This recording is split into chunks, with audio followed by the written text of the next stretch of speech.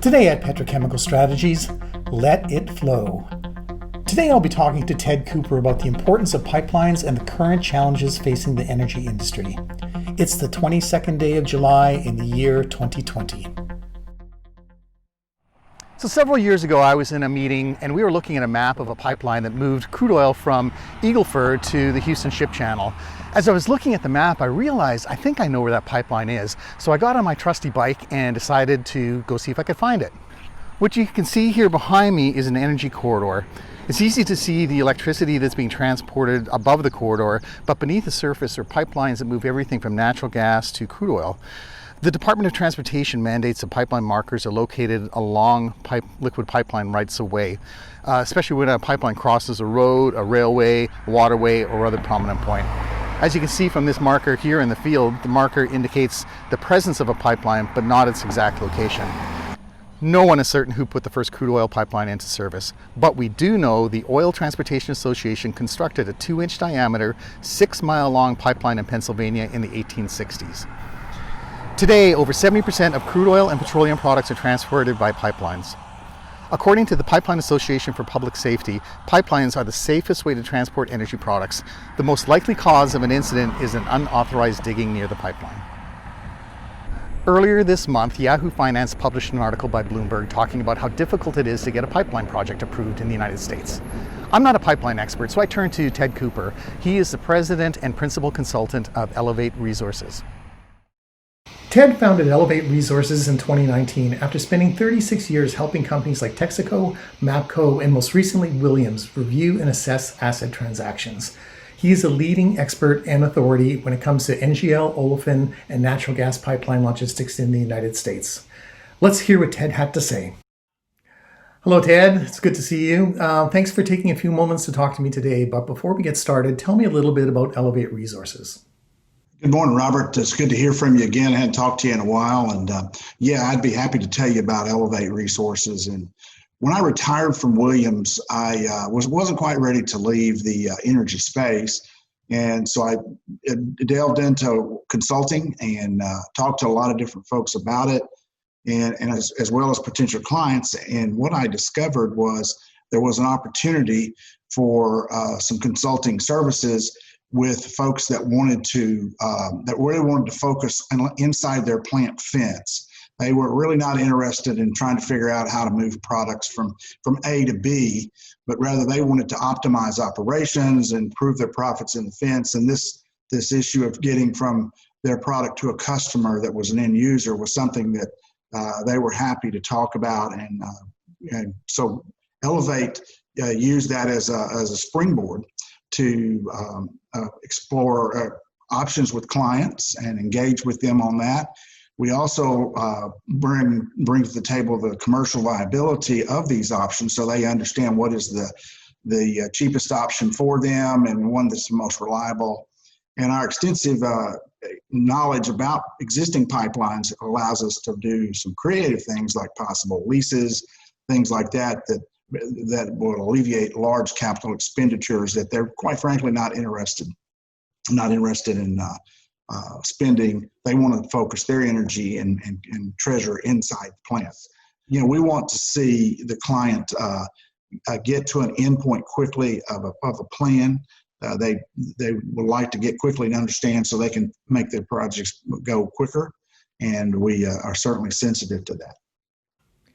Earlier this month, a U.S. District Court ordered Energy Transfer Partners to shut down the Dakota Access Pipeline by August 5th.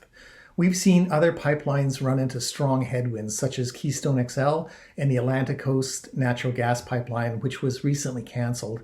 So what is going on with these pipeline projects, and why are they failing to be completed? Wow, that's a very good question, Robert. And I'm sure each one of these projects have specific issues that have made them difficult and that are unique to each one. But one thing is for sure, they are very complicated and involve a lot of parties. And one thing for sure they have all in common is politics. Grand projects such as these, they're long distances and they receive a lot of public review, public comment. And of course, this is the point at which the political component can be introduced into the process. And when you look specifically at the Dakota Access Pipeline, this project was running successfully for 3 years when the DC court issued their stay. Early in the Trump administration, from a politics perspective, they provided the support to help push that along the line to completion, and versus what the previous administration was really not that supportive of seeing it come to fruition. So I do want to point out one thing about this is it's not all just the company involved, but the success of these large projects requires strong leadership. And the question is, do the regional, local leaders see that additional energy is going to be needed to grow their economies? Or are they satisfied, yeah, we want to grow our economy, but we don't want to add any infrastructure? Well, that's kind of makes it quite a challenge in of itself. And obviously, the biggest driver in that respect is, the regional leaders, the national leaders, and teamed up, of course, with their constituents. They've got to be supportive of the growth vision of their leaders. If they're not, a project like Dakota and Gulf Coast, Bluegrass, they really have a hard time getting off the ground, and they're heavy lifts. Now I get to ask an expert a potentially simple question. Why are pipelines important to the energy industry, and why are they important to the country? Well, pipelines have been around for a long time. They've had a history of operating safely for the most part, and they deliver liquid products to consumers. And, our country runs on energy.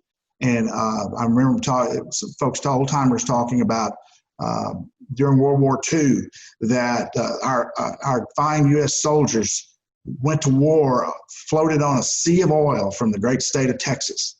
And energy is needed on all fronts. Those lines are buried deep underground and they're protected from corrosion.